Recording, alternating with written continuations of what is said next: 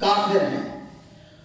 معاذ اللہ میرے اور آپ کے نبی کو شہید کرنے کے ارادے سے آتے ہیں, شہید کرنے کے ارادے سے آتے ہیں, مسجد نبی میں پہنچتے ہیں, کیا دیکھتے ہیں؟ امام الانبیاء نماز پڑھا رہے ہیں.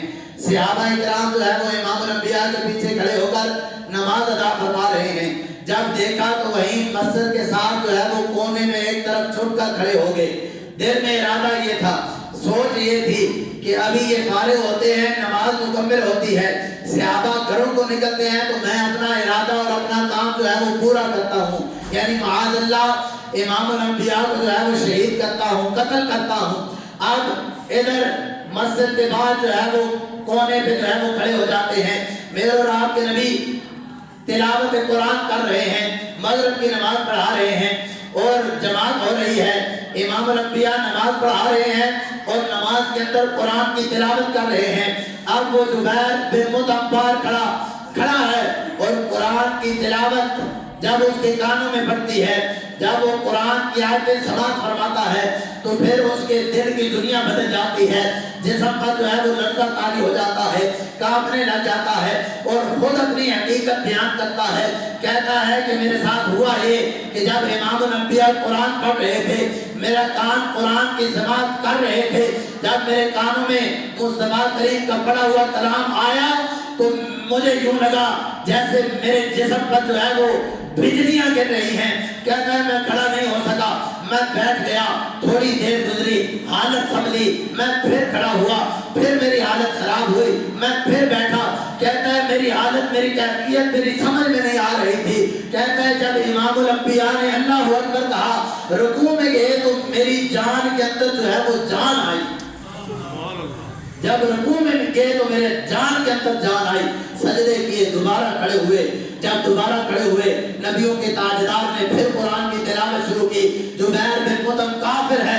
کہتا ہے جب دوبارہ امام الانبیاء نے تلاوت قرآن شروع کی تو مجھ پر پھر بجلیاں گرنے لگی. اور خود بیان کرتے ہیں, کہتے ہیں جب حضور قرآن پڑھ رہے تھے میں باہر کھڑا تھا, مسجد سے باہر کھڑا تھا چھپ کر کہ یہ ختم ہو تو میں اپنا کام کروں. کہتے ہیں دوسری رکعت کے لیے جب امام الانبیاء کھڑے ہوئے, قرآن کی تلاوت کی, کہتے ہیں مجھے یوں محسوس ہوا جیسے کسی نے پیپ جو ہے وہ پریشر والا, پانی والا پیپ پورے پریشر کے ساتھ جو ہے وہ میرے دل میں لگایا اور میرے دل کا جتنا بھی محل ہے وہ سارا دھو ڈالا.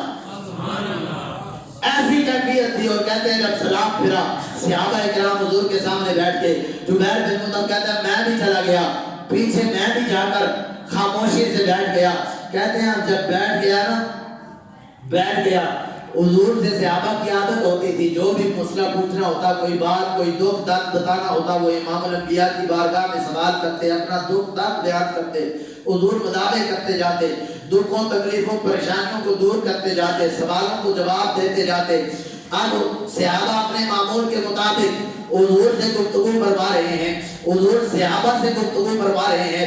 اب یہ زبیر بن مطعم کہتے ہیں میں بھی بیٹھا ہوں لیکن امام الانبیاء مجھے نہیں دیکھتے, اپنے صحابہ پر نظر ہے, اپنے صحابہ کی طرف دیکھتے ہیں, ان کی باتیں سنتے ہیں, ان کو جواب دیتے ہیں.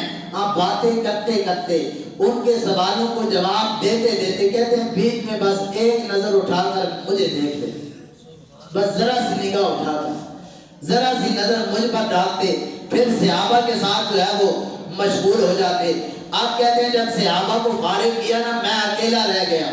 جب میں اکیلا رہ گیا تو میں نے کہا حضور میں بھی کسی کام آیا تھا, میں بھی کسی کام آیا تھا. کہتے ہیں جب میں نے یہ عرضی پیش کی تو امام الانبیاء نے میرے چہرے پر نظر جمائی. اب کائنات کے تاجدار کی نظریں زبیر بن مطعم کے چہرے پر ہیں. زبیر بن مطعم ابھی کافر ہیں, چہرہ مصطفیٰ کریم کی نظریں زبیر بن مطعم کے چہرے پر جمی ہوئی ہیں. زبیر بن مطعم کہتے ہیں میں نے کہا سوڑیا میں بھی کسی کام آیا تھا. کہتے ہیں جواب نہیں آیا, نظروں سے دیکھ رہے ہیں, نظریں جمائی ہوئی ہیں لیکن بات نہیں کی, دیکھ رہے ہیں. تھوڑی دیر گزری, میں نے کہا سوڑیا میں بھی کسی کام آیا تھا. کہتے ہیں جب دوسری مرتبہ میں نے کہا تو نظریں ابھی بھی چہرے پر جمی ہوئی ہیں میرے, اور جب دوسری مرتبہ کہا تو پھر چہرہ بددعا پر جو ہے وہ مسکراہٹ آئی, تبسم آیا. زبیر بن مطعم کہتے ہیں میں نے تیسری مرتبہ کہا سونیا میں بھی کسی کام آیا تھا. کہتے ہیں جب میں نے تیسری مرتبہ کہا نا سونیا میں بھی کسی کام آیا تھا, تو کریم نبی نے کہا چھوڑ